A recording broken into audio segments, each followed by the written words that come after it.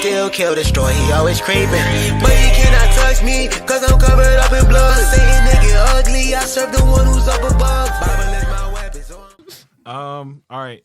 Hey guys. It's the I don't even know what I'm saying right now. Anyway, it's the AWG podcast, and we're bringing you back with another episode. We have Maddi back today, guys, and we're giving her a nice little interview. Last time we kind of like got her basis story or whatever, but these questions are kind of more directed towards who she actually is and like basically her journey. And it's got some fun things about her, like to learn about her, like her favorite food, car, whatever the case may be. And then we also got, Mr. Demetrio DeAndre Brown. Yo. Yeah. He didn't come to the mic. But anyway, so kind of a like new series like last time. It's just going to be strictly interview and stuff like that. But this is going to be more about her. There's going to be nothing about us. So yeah, we're going to like jump right into it. And we are going to ask what people misunderstand about you. About me? What do you mean? What I mean is like, what do people like when people first meet you or something like that? And I guess the biggest thing that like, what do people question about you? Like, what is something that you do that people are like, why does she do that? That's like so bad, or something like that. Something that they completely misunderstand. I don't think there's anything that I do that people are like, what the heck? But I do think I get judged a lot. Like when people first meet me and they see all my tattoos, they're like, she's got a face tattoo. She's got a tattoo on her chest. She got like the Playboy bunny. And it's like, yeah, like I have those tattoos and yeah, they don't look great now. But I think it's definitely like, obviously a misinterpretation of who I am now, just because it's a representation of who I was before, and they're permanent. So, I mean, I'm not gonna lie. Yeah, no, I definitely think that that's definitely what we were going for. Because like one thing that people misunderstand about me is they think I'm crazy. Because and the reason why is because I rock back and forward. So like when I play video games, I rock back and forward. When I'm in the car, I rock back and forward. My wife has witnessed me do this, and like a lot of people think I'm crazy because I'm just sitting there rocking back and forard. But it's like actually it's like a calming mechanism and stuff. So, but that's what people misunderstand about me. Like they're just immediately like, oh yeah, he's crazy, he's wild. So that is exactly what we were looking for. Okay. You want to ask the second one?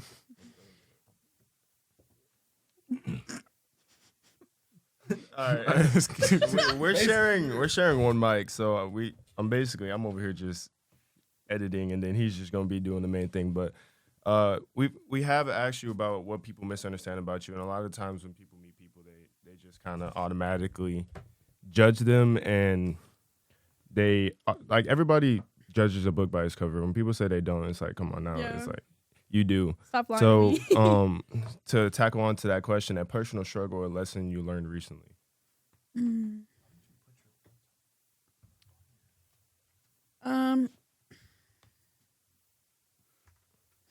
know.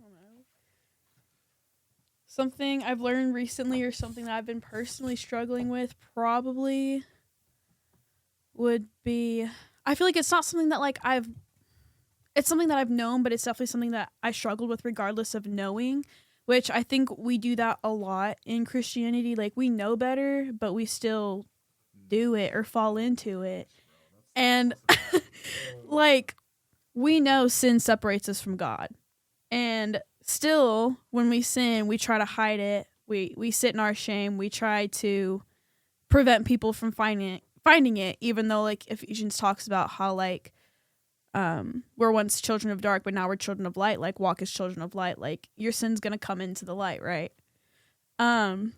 So I feel like when I was sitting and hiding in my sin and like not confessing, not repenting, even though I had let it, like even though I had stopped in it, I hadn't repented, I hadn't confessed, I hadn't done any of that, and I felt like it literally put my soul in a cage that I could not break out of, and it felt like it was putting a block between me and God. And I think that was a huge struggle for me, probably for the last month and a half, until I finally, out of literally desperate measures that weren't even my own, called Abe and was like, look, this is what's happened. and I need help. And literally days after, like, it just felt like days after I heard the Lord's voice, the Lord spoke to me for the first time in like 2 months. Oh, dang. I feel like God is like always there and he's Yeah. always talking, but it's like sometimes it's just hard to hear. Yeah. It's like it's really hard to like listen, and it's like it's really hard to be like, what is it, Abraham? Yeah, with his son. Yeah, when he was going to go sacrifice him. Was that Abraham? That was Abraham, right? I believe that was Abraham. If I'm wrong, say in the comments that I'm wrong. But Let us know. But I feel like it's hard to be like him and continue to listen, because like, you know, he had told him to sacrifice his son, and if he wasn't listening anymore, then he basically would have sacrificed his son. But God told him that there was something there for him and that he didn't have to sacrifice. Yeah. So like, I feel like it is very, very, very hard to always hear God, but he is always speaking to you. So whenever you seek him, it's easier to hear him.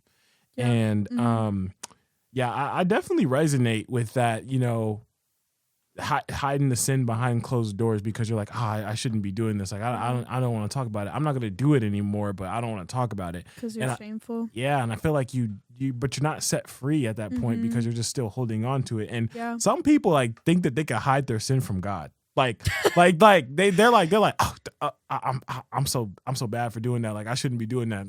So God didn't see. I did it in the closet. God's like, what? Gang. He's like, gang, I'm everywhere all the time. Yeah, like, excuse me? Like, but I definitely felt that. And I'm glad you opened that up to us, because I've been there. And I've gone through that. I've gone through that struggle to where like you just don't want to tell anybody, and you feel so shameful, and you really just don't want to talk to anyone about it, because it's not even the fact that you don't want to be set free from it. It's the fact that you don't want to be reminded of it, and you don't want to hear it, which is absolutely the worst thing for me, because I'm like, when I go confess it or go tell somebody, I'm like, oh, like, why do I have to bring it up to just even... I feel like everyone's going to shame me and they're going to think that like I'm this terrible person and whatever. And then in reality, it's just the exact opposite. They just give you a hug, and they obviously they tell you that it's wrong, but it's just something about that hug that they give you. And they're like, I'm here for you. Like, I'm so glad that you confessed it and you told me, and et cetera. Like, you're past the first step, and that's the hardest step, you know? Yeah. And I feel like just hearing that gives you so much more freedom than just holding it on and trying to bear it all by yourself. So. Yeah, absolutely. I agree. The biggest reason I didn't want to confess was because, one, it wasn't just my sin. And two, I knew I would lose my leadership position, and I wasn't wanting to risk it. That's valid. Yeah. That's valid. Well, I mean, I think this question is kind of covered. But what season of life are you in right now? Would you say growth, waiting, transition, healing? Between those four, which one do you think you're at? I think I'm both in a season of growth and transition, just because I do feel like I'm in a season of pressing, in a season of... Just like they talk about like grapes and olives, they need to be pressed for wine and olive oil, or diamonds form under pressure. I feel like I am in that season of being pressed, because I feel like God has something new for me on the other end of this. And it feels like the last time. And I just like, I know he's wanting to do a work in me. But my problem right now, if I'm being honest, is I'm really struggling with pride and not wanting to be vulnerable with people. And I don't think I know it's preventing me from my growth. And I'm struggling so hard to humble myself right now, because I'm so upset that I'm in the season that I'm in. Well, I can tell you that God's got you. Yeah. He's got you. And it's humbling to even like admit that, because I feel like a lot of people don't admit pride. A lot of and pride can be covered up in a lot of things. Pride can be covered up in protectiveness. Pride can be covered up in all these things. And at the end of the day, it's still just Pride with a different book cover. Yeah. And the book is still Pride.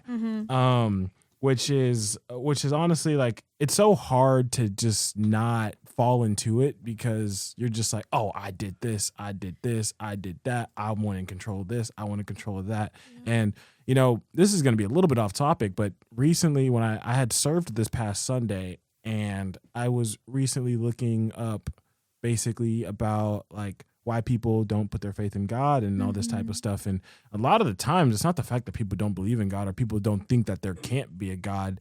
It's literally saying that you believe in God is literally admitting that you are not in control of everything. Yeah. That's your literal admittance of being, no matter if it's Buddha, no matter if it's anything, if you recognize there's an outside source that you can't control, then you are like, you fully admit that, dang, like I'm not in control of everything. There's something else that's in control of everything.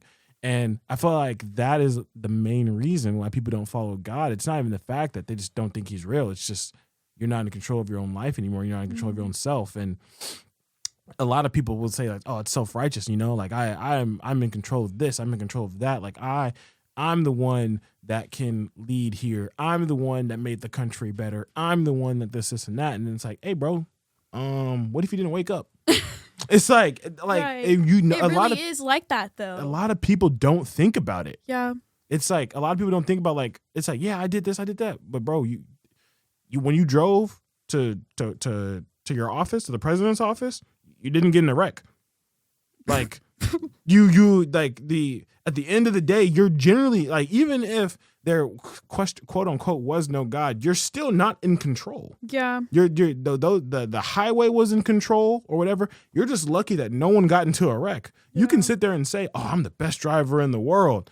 A helicopter crashes on the road randomly. Like, I'm just saying, like anything can happen. And people like and people just forget that aspect of life to where you're generally not in control. You just stewarding something at the moment, but you're not in control of it because anything that you have or whatever can just be taken away so quickly.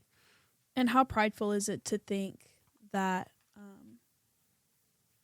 where was I going with this? How prideful is it to think that you can have control over your life when there is a God? And it brings me back to what Pastor Sean said yesterday, actually. He said, Pastor Lisa says this all the time. How prideful is it to think you can comfort yourself when our God is the comforter? And I really like it's, Bars. it's I know it's been sitting with me for so long because I'm like, oh, well, like I said, stuck in my pride, like, oh, well, I'll figure it out myself. Like I'm angry. I don't want to deal with, I don't want to give it to God. I want to figure it out. And it's like, how prideful, dude. Like, drop to his feet and let him figure this out for you, because I'm not in control of my circumstances regardless. Like like I can literally be like, oh yeah, I got $300 right now. Car breaks down. Oh, you don't got $300 no more. You don't got $300 no more. Like you thought that you were in control of that $300. You thought you were until that happened. Now you got to repair your car, and you can choose to be like, I can just keep my $300. Now you ain't got no car. Yeah. You're not in, like, you're just not in control, and I feel like a lot of people don't understand that. You want to take the next question? Yeah. So that's all I'm looking. Yeah. With that being said, it kind of goes into the next question, saying, "Oh yeah, I got $300, and now my car broke down. I ain't got no money." What is a moment in your life that changed your perspective completely? I didn't know if I was going to talk about this on podcast or not. Do it. You don't have to if you don't want to. Y'all know. I just talked to y'all about it. Yeah. But this last week, Caleb, for those of you who didn't listen to the last podcast, Caleb is my boyfriend and the man I know I'm going to marry. Whoop whoop.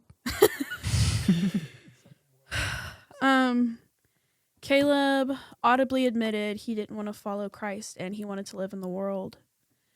And it brought me to the obvious realization, like, okay, well, I can't be with you. I can't walk this out with you. Like, I love God more than I love you. I can't. Like, this is not something I'm willing to give up. The Lord has been so evident in my life. Like, I'm not willing to give that up for a mere human being, like for something that he created. And this is Take your time. This is hitting me. She didn't say it like this beforehand. it was eating at me. And I didn't know what to do. I called people and they didn't answer. Finally got a hold of Abe. I sat there, I confessed everything. I was like, we need help. Like, please, like, it's not about our relationship at this point. It's about his soul. Please help me save his soul. And I've never, like, I know, like, power of prayer. Like, your prayer life's important, right? People say it all the time. But I've never truly understood how important prayer was until this all happened. Like, I was so desperate. Never in my life have I sat on my knees screaming and crying to the Lord. Screaming in my car, crying to him. Screaming in my room, crying to him. Begging and pleading with him. God, I would do anything. You can take my relationship away if you're going to save his soul. Like, bring him back to you. I can't handle the fact that he's just so willing to throw everything away. That he's so willing to, like, throw his soul away, literally. And Abe told me, this is the time you need to step up your prayer life. Like, if you were praying and, like, boldly before, you better be praying way more boldly now, right? Oof. And that's literally, like, desperately, like, God, you're going to do this. I know you're going to do this. There's no way you'd let this happen because you've already given me this prophetic dream. You've already given this. You've already shown me this. Like, there's no way that this is going to happen. No. Like, I refuse. You're going to save his soul. And I spoke with his parents. We prayed. I know his dad was praying that night that I spoke to him from 1 a.m. to 6 a.m. Up all night praying with the Lord. And before 1 a.m, like, I think it was like 11 to like 12:30, I was on the phone with him and I told his parents. And no, it was the worst experience I've ever had. Like, I've never been so hurt in my entire life. Cursed out, told I've ruined his life. I've ruined his relationship with his parents. He's never going back to the church. I've ruined any potential relationship between me and him. Like, anything and everything, like, broke me completely. And the next day, silence. I went to work. I texted his dad. And his dad spoke to me. I told him basically what his son said. And I texted Caleb to tell him, like, hey, I'm going to be by to pick up my stuff. When your mom gets home, I already texted her. And he was like, well, I thought I was going there. And I was like, no, I don't want to be alone with you. Like, you hurt my feelings. I don't want to be near you. And Kendra came over, brought me roses, this bracelet, and sat and spoke with me and just heard me out. And she was like, I think you should journal. And I was like, okay. She left and I went back to my room and I started crying. But then I was like, maybe that's I a form of journaling. I was like, maybe I should journal though. And I grabbed my laptop, and before I walked out of my apartment, I was like, I'm going to text Caleb and see if he'll meet up with me. I don't know like what it was, but I was like, I'm going to ask him. I know I said I don't want to see him, but I'm going to ask him. And he said, yeah. And we met at Starbucks. We hadn't spoken all day except for that. Starbucks. We met at Starbucks. And he met me there. He sat down. Mind you, Pastor Sean was inside, by the way. That was super funny. He bought Caleb's, I don't know, weird coincidence. He bought Caleb's coffee. That's not a quinky dink. That's God.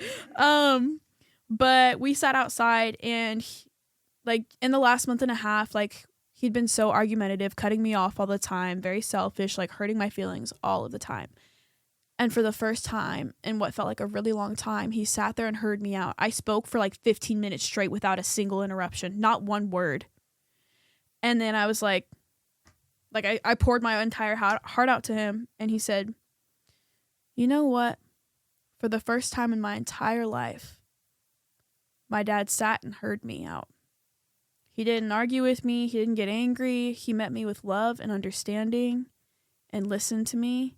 He said, and I know that was a miracle. And he said, I truly believe that the Lord did, like the Lord spoke. He's like, Pastor John said, like the Lord told me to meet him with love and understanding. So the Lord knew what Caleb needed at that time. And Caleb told me, he said, when he woke me up at 6:47, I don't know why the time was important to him, but it is. When he woke me up at 6:47, I laid in my bed, he said, and I was filled with hate and anger, and I was being fueled by it. And I was ready to meet him in that living room and fight and win. And he said, and that didn't happen. He said he met me with love and understanding, and it felt like God completely rewired my thinking. I want to seek God. I want to be the man of God I'm supposed to be. I want to love you like Christ loves the church. I'm sorry. And it was like, this is what prayer does. This is what prayer can do. This is the power of prayer. And like the amount of gratitude I have for the Lord right now is so insane, because I know like so many people were praying for him. And I know they were bold prayers. Like, I know how I was praying. I know how Mary Catherine was praying. I know how Abe and Allie, like, his parents. Like, he had such strong leadership praying over him. And this is literal proof that God can literally do anything, like, in any amount of time. Like, less than 24 hours. I mean, it was insane, obviously. Traumatizing even. But Lord, am I grateful. First off, wow. Like, yeah. just actually paying attention and listening to that. For one, I just want to ask a couple questions, because that was a moment of silence for just that explanation and testimony. For one, I want to add, go ahead. What you want to say? Man, God is good. Hey, just give it up. God is good. No, for sure. Yeah. For sure. Praise God. That's crazy. Yeah. Just a few questions, then I'll let Freddi take over. Where were y'all's relationship at to the point where he was telling you, hey, I don't want to give my life to God anymore. Like, I just want to live in the world. Were y'all dating? Were y'all just friends? No, we're still together now. We're together. We're figuring out what a break means to us right now. But before then, we were still together, just as we were before. Nothing had really changed except for the fact that we were both hiding our sin. Oh, okay. Mm-hmm. And what made you not give up? You know, a lot of people, they would just easily be like, okay, well, if you don't want to give your life to God, I can't be with you. I'm going to break up with you. I'm going to be friends with you, or but I'm going to stay away. You know, a lot of people say guard your heart and things like that. So what made you actually really sit there and fight for him? Because a lot of people would just leave, or a lot of people would judge him, and they wouldn't go to the extent of going to his parents. And but like you said, that is a point where you're risking this relationship to the point where he might not ever speak to you again. And you really just took all of it on in and just said, I believe in God. Yeah. To give a very blunt answer, I've seen what the Lord has done in my life, and I have bold enough faith to know that, like it says in the Bible, when God speaks a word, it doesn't return void. It doesn't go back to sender. It doesn't go back to him. When he speaks a word, like, that's final. So I knew, no, the Lord said this. There's no way that this is going to happen. And I'm not going to let, I love Caleb so much. I couldn't stand to watch him do that to himself. I couldn't stand to watch him go down that journey of pain that I've already gone through, that I lived in for so many years. I didn't want him to get lost in the world. I didn't want him to experience the pain of the world. And I know, I can't control that, but if I can help it, obviously I want to. You are going to be a great wife. I assure you that you will. I don't think that he'll take any of that for granted. By the way, everybody, Caleb's a good dude. Okay, yeah, it's just a bad season. Okay, he's a good dude. I've talked to him. He's a really cool friend. He likes volleyball, guys. So yeah.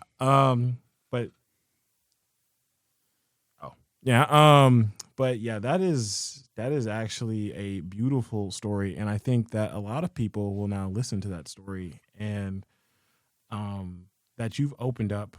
Other people will hear that story, and hopefully we can cut some of these and put these on TikTok. Because I think a lot of people will actually hear that, because there are a lot of people that give up. They wouldn't go to prayer as you did. They wouldn't they wouldn't try. It's like you were trying to reach out and you're trying to save it, and it's like I heard this one thing about tithing, right? And this one lady who had tithed all the time and she had gone broke, whatever, and she boldly talked to God and was like, God, look, I'm tithing. I'm doing what I'm supposed to do. You got to figure it out. Yeah. Like you better figure it out. You promised me that you better figure it out. So I'm not going to stop doing what I'm supposed to do. Right. But you need to pick up your end of the bargain. Yeah. Okay? So like I feel like whenever you pray those things and like it's like one of those things like, oh yeah, I'm going to continue obeying God, but it's like, God, look, you told me these things. Yeah. And I don't see them. And I know I'm doing these things because I know that you will do these things. So God, like I need you now. And I'm looking, you know what I'm saying? Like, and I feel like God sometimes looks at that and he's like, I gotta lock in. Yeah. He's like, I gotta lock in from my child, you know? He's like, I promised him. And God never goes back on his promises. Just like you said, whatever he speaks is final. When he said, let there be light, there was light. There was no, let me take the light back. It was let there be light. No one, never mind. There was no hold on, never mind. It was let there be light. And it's whenever God does speak, something is final because you can even look at it from a sense of like, you know, whenever Adam and Eve were created and et cetera, and, you know, there was sin or whatever, God wasn't just like, hey, you know what? They sinned. No more humans. I'm taking them back. No, God loved humans. He loves the creation and et cetera. And he didn't take that back. What he spoke was final. When there was humans, there's humans, you know? God don't make no mistakes, you know? No, not at all. So like, it's beautiful to hear that. It's beautiful to hear that he honors that because a lot of people need that. And sometimes whenever they're in their relationship or whatever the case may be, they feel like they're the only ones going through what they're going through and that no one else is bearing what they're bearing and they just give up. Yeah. And when they hear stories like this gives them motivation and they turn to God. And some people that don't even believe in God will even try and turn to God and be like, this is my last resort. This is the last thing I can do. I don't even believe in you, God, but it's working for other people. And then sometimes God answers to those people. And then that allows them to deeply know and fully follow Jesus because they start getting hungry because they're like, oh my gosh, it worked. This God is who he says he is. I want to know more about him, you know? Yeah, no, there's a lot of people, I don't know, a lot of people really. Oh my, Jesus! I was trying to go to something and then go to something else. Recently, I've been watching a lot of evangelism. I forgot. I think his name is Ricardo, Nicholas Bolden. Long name. No. It was a few. It was I thought this was one two different name. people. That's what I'm saying. Ricardo is one, and then Nicholas Bolden. I just knew his first and last name, but I've been listening to them and watching them a lot, and just being able to find certain people that are going out and explaining and giving people clarity, and influencing certain people, and like we said, the perspective of not giving up, going to the extent of knowing that this could hurt your relationship, and being able to prosper through that, knowing, well, I just know my God. Like, it doesn't matter what I got going. So I want to ask you two types of questions. Can I respond to that first? I just want to also like make it known, like I had to sit there and tell Caleb's parents everything on my own. Oof. It was not just like, oh, please help me save him. It was, here is my desperate call. I'm going to sit here and be vulnerable and tell you everything. No, when she said everything, I know what she mean by everything. I meant everything. Everything.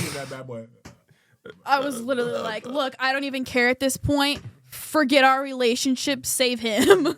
But that's real, though. And you gave real emotion. You explained things to them. And I think that's why it actually went the way it went, is because you didn't try to take it into your own hands saying, well, I'm going to do this. I'm going to do this. Because that's what a lot of people do in relationships and even just friendships and family members. They just go, oh, I think this is right, so I'm going to do this. When you went to the Bible and you went to God and said, I don't even know if I'm doing right, but I'm going to trust in him and see where it goes.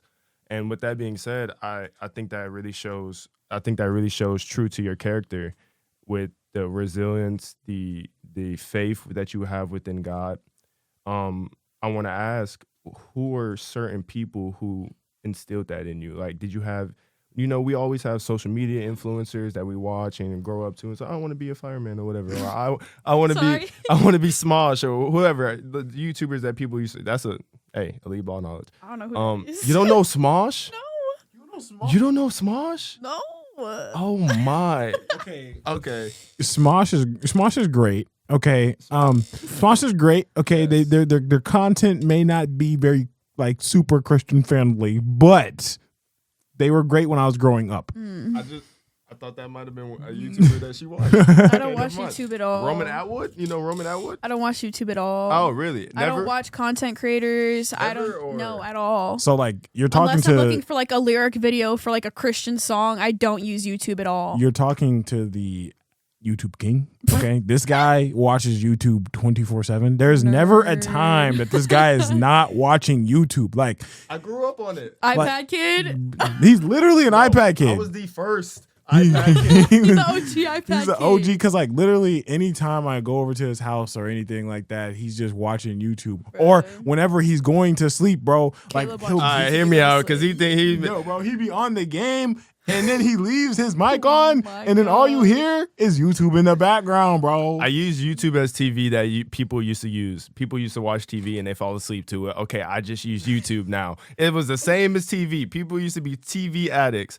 I use YouTube to fall asleep because I need noise. If it's not the fan, it's got to be YouTube. If it's not YouTube, it's got to be something. My phone right next to my ear. Regardless, that off of me, this is her podcast, okay? So let me ask you this roasting question. him. Two things, right? With that being said, I don't want you to out Caleb because Caleb is a. Caleb literally texted me before I went into this, and he said, what did he say? Where is it? Blah blah blah blah blah blah blah. He said, don't feel limited talking about whatever the Lord needs you to speak on. Wow. Okay, that's very bold of him, and I mean that's good of him. It's bad to hold on to things like we were just speaking of, holding on to the things that you've done in the past and not really like to speak about it because you never know you speaking about something could help somebody else. Yeah, for sure. With that being said, I wanted to ask, was Caleb doing anything that affected you? Not just the arguments or coming at you or saying certain things to hurt your feelings, but even just his decision making. Like, was his decision making pulling you into a lower spot, farther from God, and were those influences hurting y'all's relationship? I think, one thing that Caleb tried to refuse for a really long time was that music can influence you. And his music filled him with hate. All he listened to was like aggressive, metal, hateful music. There's heavy metal gospel. He knows. He has it. But he wanted to listen to the worldly music. And it filled him with hate. I'm not gonna lie, music is hard. It's It's not hard, but it depends on. Okay, I'm I don't gonna out listen to myself a secular little music at bit. all. I'm gonna out myself a little bit. When I started to switch from secular, worldly to Christian and Christian only, it kind of went slow but surely. I don't listen to secular or worldly music anymore. Yeah. It depends. I might listen to one song if it just pops up Yeah. on my YouTube or something like that because I know it's not gonna do anything if I'm solely listening to worship / Christian rap. But what I mean by it's hard is when you are in that position where you're far from God and you don't, it's like a demon is on top of you and you anything that's related to God kind of irritates you. Yeah. So it's like when you were listening, sometimes like if I was upset or if I was whatever the case may be, and I start listening to worship music, I would either turn it off or I might like slowly try to creep back into my old playlist, like the Little Peep, the Juice World, the X. That's my playlist. That's what I'm saying. Not anymore. But Not anymore. Not anymore. Not anymore. But those songs, it's like 21. it's like when you were running away from God. Yeah. Normally, you would just listen to like let's say normal rap and not the Little Peep and all that But we would those say filled me with pride devilish, and anger. certain exactly Yeah. those songs. They make you think But you when have you're power. hurt, you go to those songs more. Mhm. So that's the only thing I wanted to say as well. I had a question for you. Wait, I'm not done answering that question. Oh, okay. My My bad. question. My bad. Also, Oops. I think so. Men are supposed to lead, right? Men are supposed to lead, Right. but and I'm not like, oh, I'm throwing Caleb under the bus. I'm blaming him completely for this. Obviously, like, it takes two to tango, right? Stop. But let me finish. Goof. But I was like, stop, bro. I'm not even. I'm never laughing about speaking that. on this podcast again. But like, it felt like a lot of the time, like it was him leading me into that. Mm-hmm. And it's not like I didn't want to do it, Yeah. like obviously, but it is something that I struggle with because it was something that I struggled with before I even met him, before I even got saved. It was something that I've always struggled with. So that definitely made me feel farther and farther from God the more we did that. And it literally made me like I couldn't hear his voice anymore because, like I said, sin separates us from God. And I wasn't just like, oh, it happened once. Like, no, we were living in it for weeks. Like, it wasn't just a one-time thing. It wasn't just a 3 times thing. It was like, crap, we did this again. When are we gonna stop?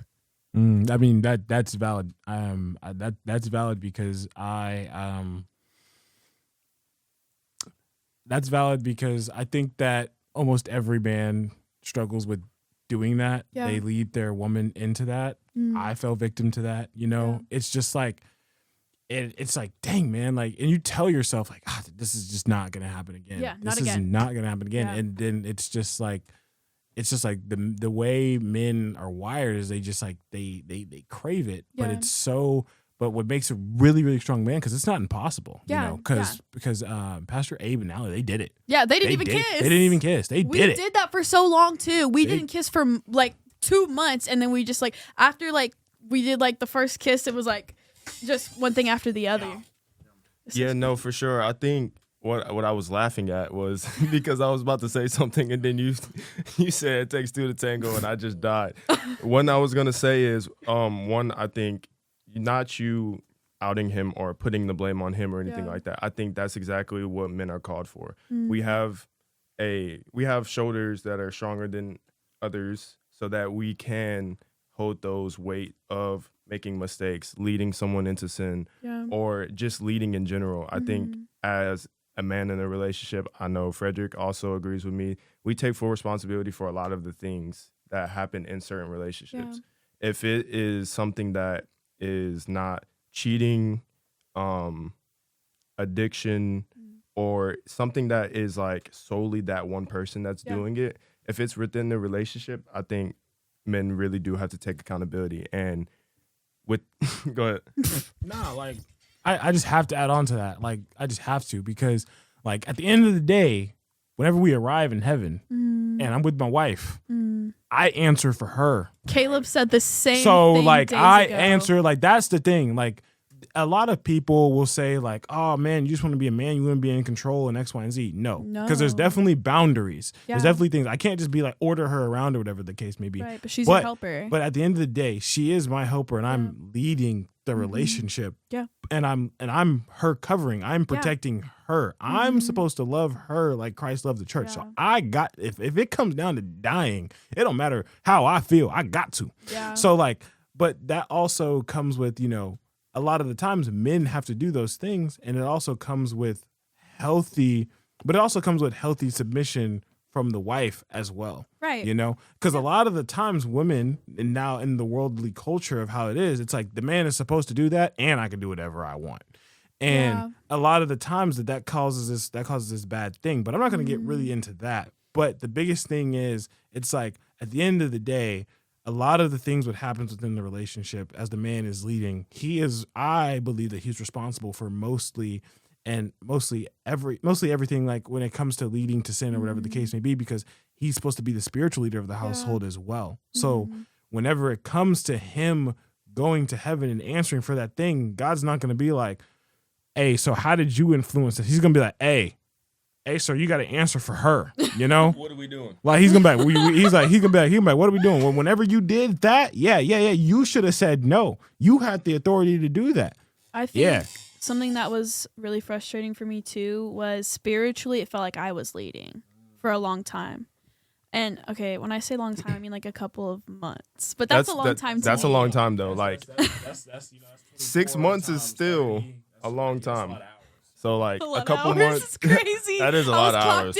In. Minutes, seconds. But it says to flee from sin. Yeah. I mean, flee from lust. And I think lust is, like he said, the main problem that men have in this generation is like we could have no cussing, no addictions, no idols, no this, but as soon as we get in a bed or a couch or whatever situation that we're in and we're just too comfy, too comfortable, it's like it's like our entire brain, like they said, everybody says, thinking with the wrong head. Yeah. Thinking with the wrong head. It happens though. I never heard anybody phrase it that way.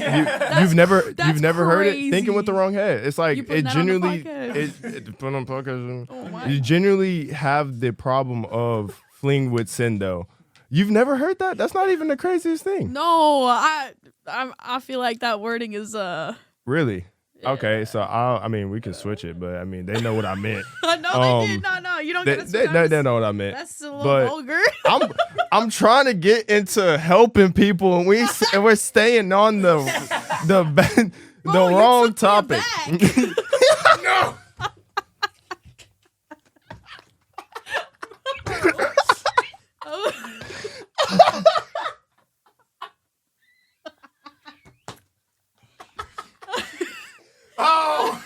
Anyways, I was trying to say that fleeing from lust is the only way that you're gonna overcome it. Now, some people like Pastor Abe and Ali, they had the ability. We don't know anybody's life. From my personal experience, from the personal experience that I've heard from others and the friends that I'm around, it's just being too comfortable, like she said. Being in a room or being by yourselves in a certain area where you're either cuddling or you're just too comfortable or talking about certain situations. So with that being said, for all my men out here, just sleep on the couch or sleep away from her. Don't even sleep in the same building. That's what I'm saying. Just I'm telling you. We don't. With that being said, as a woman, don't I don't belong really know together. how it feels because it's like I know that you're not a woman. because mainly I feel like it's the guy that normally, from my perspective, from hearing all my friends and stuff like that, mainly it's the guy that usually introduces the lust into it. Yeah. From my perspective and from the relationship that I was in, it's like the worst feeling. It's worse than addiction. It's worse than like willfully like pulling somebody else into sin, especially lust. It's like it's the devil really tries to make you feel like you can never come back from it. Yeah. Even a simple as kiss, you're just like, bruh, why did I do that? So just for all the men out there, I just wanted to give y'all a little advice. Just sleep on the couch. Do not sleep in the same room. Do not sleep in the same even building. And take some time away from each other. Look, yeah, me and Caleb being together alone was the problem. It didn't matter where we were. Like, just being alone, like, led to sin, to be quite honest. So I think that in itself is dangerous. It leaves doors open.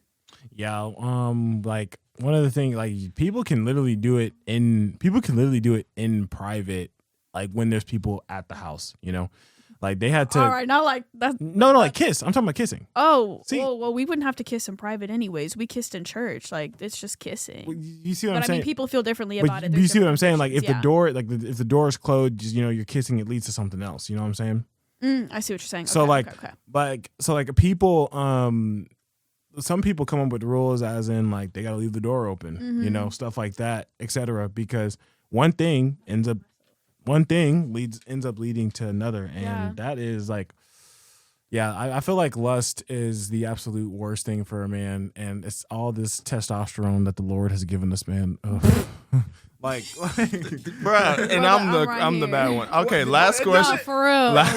Last question on like these types of questions. I'm just gonna kind of make one up but just more, not make one list. up as in there's a list, but for personal questions. Oh, okay. It's more about like that entire situation that we just talked about, Uh, what is something that made you actually like, I'm trying to word it, and then if I word it crazy, y'all gonna laugh at me.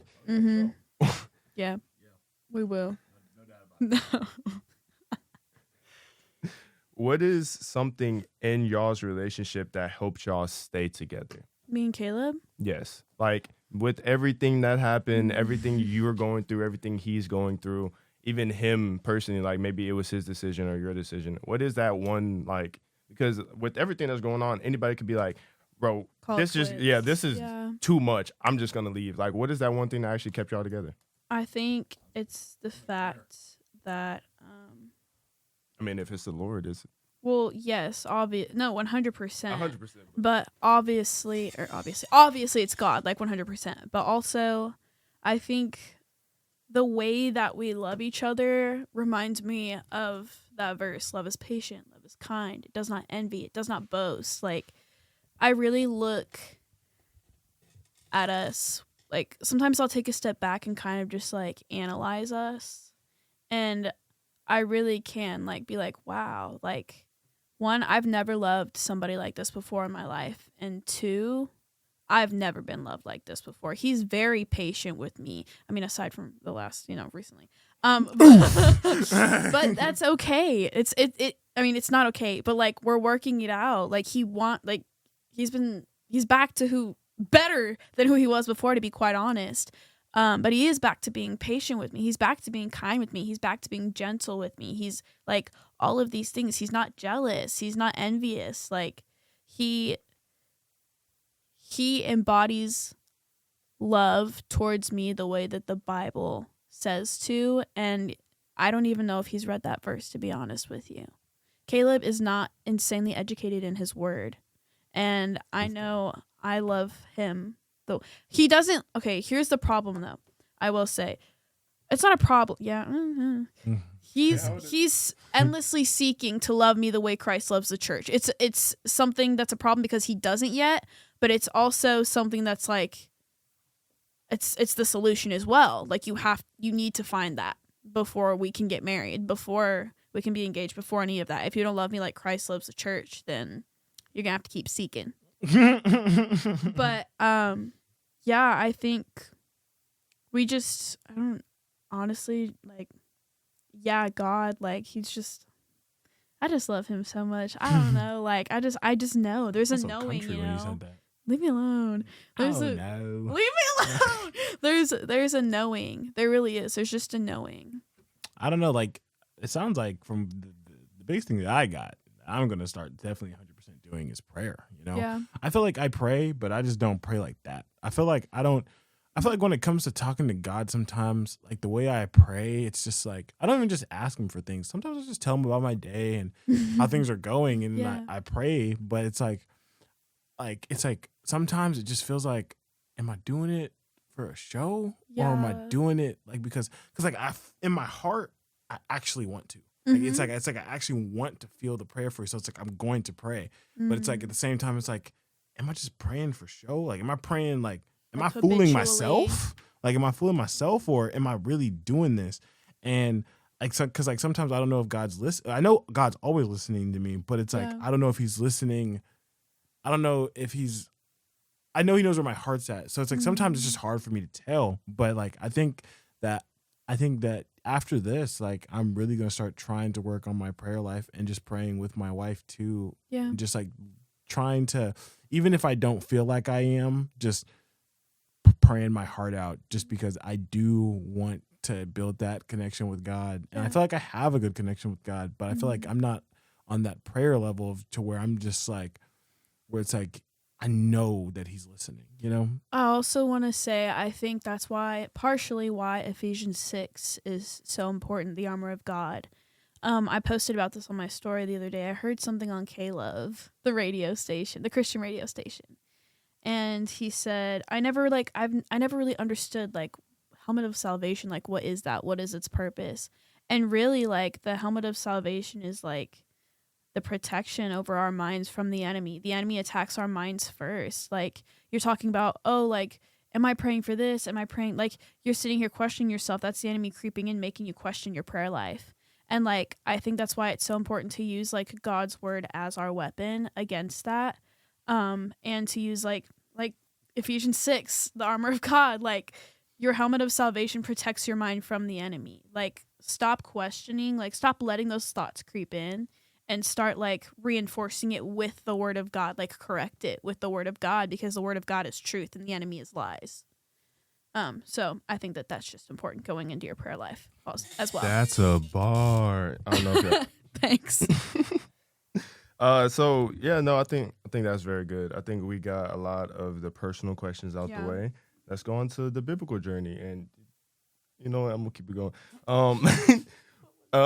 With that being said, when we're us talking about prayer life and getting closer to God, what is a Bible story or verse that shaped you deeply? I know you said a few already. Is one of those it? No. She said absolutely not. The first book I ever read in the Bible when I decided I wanted to start following God, I actually joined this group of old ladies to do a Philippians study. And I started in the first chapter and I couldn't stop and didn't realize how short the book was and finished it in a week instead of a month. It's only 4 chapters. I think it's Philippians 1:21. I think that's what the verse is. Yeah, 1:21. And I got it up here. It's, for me to live as Christ and to die as gain. It's Paul writing.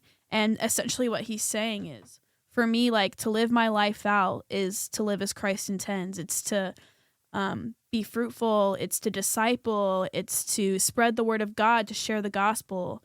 But to die for me is gain because I know where I'm going. He talks about in the first chapter of Philippians how desperate he is to be with God in heaven, how desperate he is to be with Jesus. But he knows his purpose on this earth is to serve God and to make sure people know him.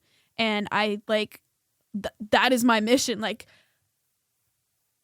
I would so joyfully die for the Lord because I know where I'm going. And I think that that's like such a crazy thing to say because I've sat in a group of women at a Bible study. I'm not going to say where or when. But they were talking about Philippians and they were talking about, what is it? Proverbs 31, like the Proverbs 31 woman. And it says she laughs at the days to come, but I don't remember in what, like, I don't know if it was Hebrew or what, but essentially it really means is she laughs at death. She knows she's going to die at the sake of the Lord, for the sake of the Lord. And she laughs at it because she finds joy in it, knowing that she's dying for his name. And I just remember like sitting in excitement and be like, how exciting would it be? How awesome would it be to die for the Lord's name? And the other women looked so confused. And I was like, oh, this is not like your typical, like, I don't know, like, this is not a typical thought, I guess, but like, I really do feel like when you are all in for God, when you are on fire for God, you do feel this way. You do, like, you are willing to do these things. And I want to live my life the way Paul did in his letters. Like, he's so passionate about the Lord. He's so on fire for the Lord. He's so adamant about making sure everybody at least gets to hear the gospel story so they have a chance at having a relationship with God. And that's how I live my life. I mean, that's actually really valid. Cause like for me, like I was talking to Pastor Sterling about this one time, and like I was like, dude, I don't know if I would be ready to die for God. And he was like, what do you mean? And I was like, I don't know if someone, I was like, I feel like I would. I feel like I'd be there. Like if somebody was like sitting there and they pulled a gun to my head and they're like, oh yeah, like, do you believe in God? And if you do, I'm shooting you.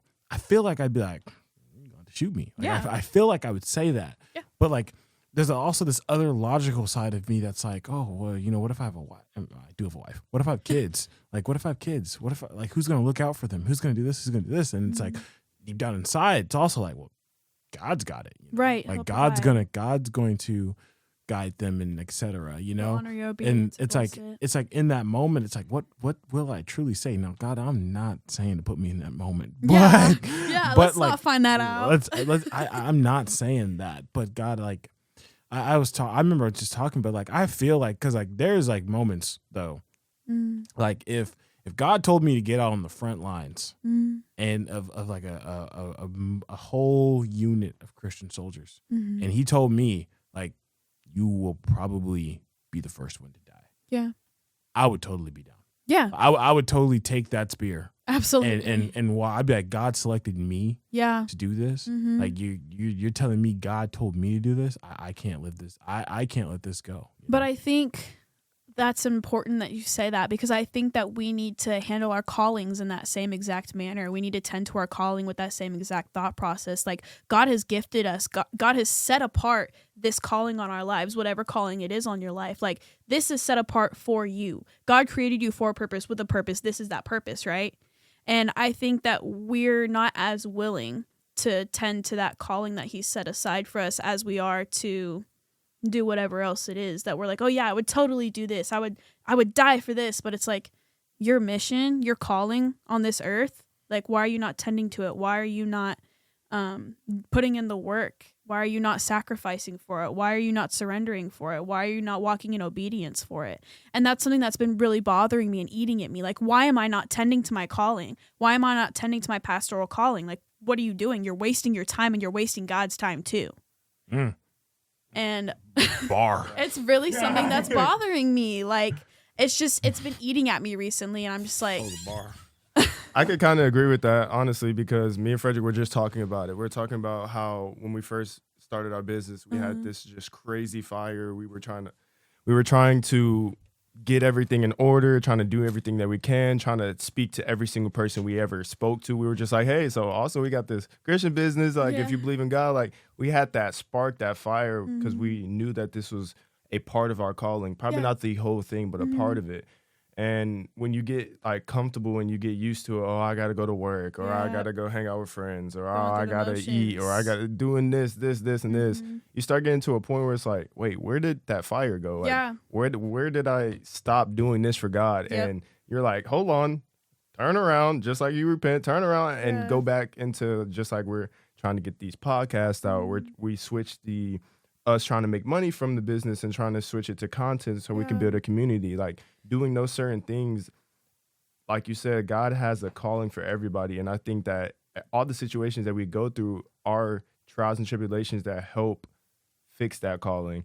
And we're not fix it, but God aligns those steps and walks us in the path of settling for, oh, okay, if I'm supposed to be in evangelism, or if I'm supposed to evangelize, how am I talking to people? Am I shy? Am I like timid? Do I not really want to go out to people? Or is the Lord telling me, hey, you should go talk to this person, and I'm just saying no? Or hey, you should do this, and I'm just saying no? Like the obedience. And I've been, like I said, been listening to a lot of just evangelism and podcasts about the Lord, and Michael Walsh and stuff like that. He was talking to this person that has the gift of seeing into the spirit realm. And we were talking about they were talking about demons and angels and all of these things. And one thing that I've been like really thinking about is changing my perspective on, we're not just fighting against ourselves. We're not just fighting against other humans, flesh and blood. We're really fighting against principalities and people, and demons that are not wanting us to get closer and closer to God. And every single time we get distracted, they're just happy about it. And the Lord is just like, get back on track. But the demons are like, yeah, no. Go this way, do that, do this. I think that's why it's so important that we did go through that season, or that lesson section. What are they called? Like that extended lesson? I don't know. It's a lesson, with Abe and young adults, the fan into flame. Like, and they did a similar lesson in youth as well. And they talked about like the embers. Like, are the embers of your heart, like, is that all that's left for God? Or are you fanning the embers? Is the flame growing? Is it getting bigger for God? Are you on fire for God? And if you're on fire and you see somebody that only has embers left, you need to go and fan their embers with your flame, with your fire. Build their fire to match yours. Like, build them up.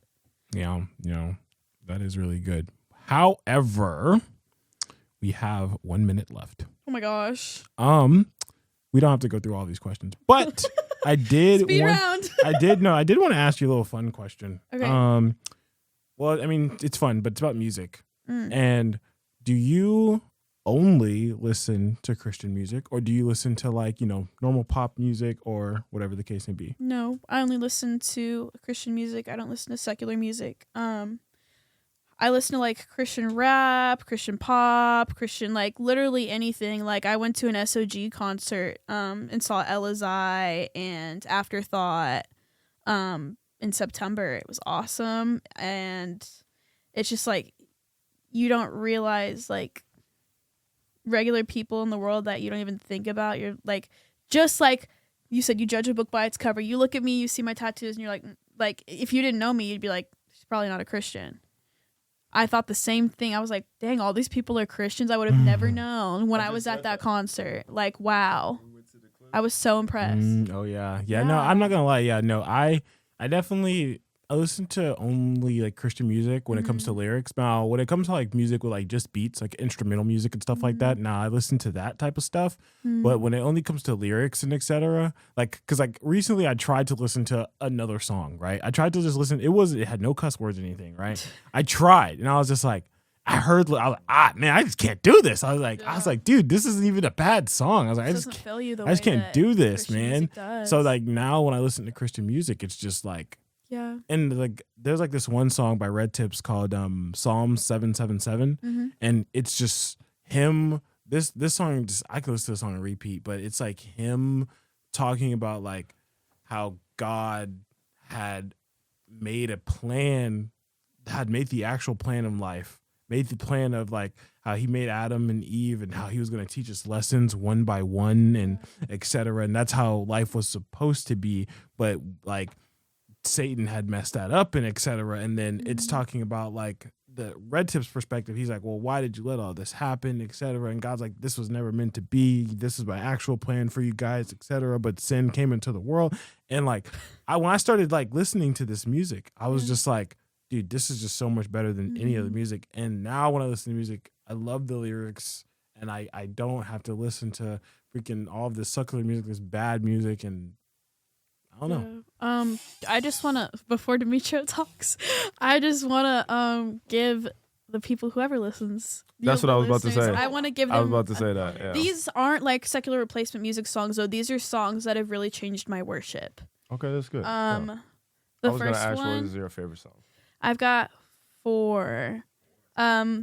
The first 2 are actually songs that played when I had an actual encounter, like with the Lord. I saw Jesus holding my hands on my knees with him, like, and they are A Million Times by Gateway Worship and Pour My Oil by Legacy Nashville. And then the other 2 I really like are both by Abby Gamboa in Upper Room. It's Pure and... Oops, not that one. Well, actually, this one's Abby Gamboa and Bethel Music, and Center. These 4 songs, like, they just hit different than any other worship song for me. Well, I'm definitely gonna go take a listen to those, just except for the last one. I like those last one, but I'm gonna go take a listen to a few of those songs just to kind of get an idea of what kind of environment or kind of mood that you were in when you were listening to those songs. A few songs from my playlist, because I love music so much. I really do. Like a song, I could hear a song and it just completely changes my mind. And now that I started listening to Christian music and Christian rap music, I have so many songs that I just like want to show people. And I love music. I tell certain people, if you're struggling with music and you want to change your playlist, just go find you one Christian rap song, worship song, whatever the case is. Go on Spotify, go on Apple Music, no matter what it is. My replacement playlist is attached to my Instagram bio. So anybody can find my secular replacement playlist. Go ahead and plug it. Oh, my Instagram? Yeah, do you know it by heart? Yeah, my Instagram's just 210.Maddi, M-A-D-I. All right, yeah, go follow her and listen to her. Y'all don't gotta follow me, but listen to the playlist if you're looking for different I'm not gonna lie, our last episode that had her on it had like 30 more views than the other ones. Hey, we appreciate as long.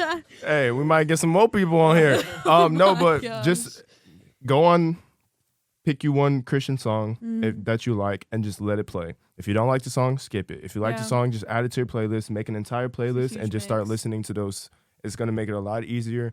You don't have to condemn yourself or judge yourself for listening to that music. Just slowly transition. And one song that I will like all men to go and listen to. I say men because it's for everybody, but it's a playlist for it's a song for my guys. When I be listening to it, I'm like, dang, he's really spitting. But it's Running Out of Time by Seku. I don't really know how to say his name. His name is SEKU Sessions. Seku Sessions. Sounds right to me. Something like that. That's how I would it's called say Running Out of Time. I really recommend y'all go listen to that song and all his other songs. And if, Jay Frisco, AWG, and all of those people, really good people. Really good people. Afterthought too, Caleb Gordon, Elazar. Caleb Gordon, Red Tips, KB, bro. Yeah, all those people.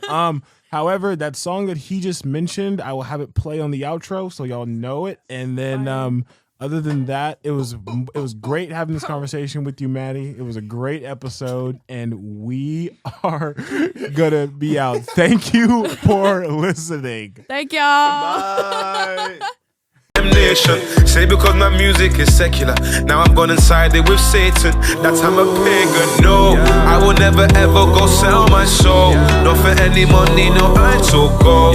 Pharisees be hating my style and flow because my evangelism is flexible. I was never built for the status quo.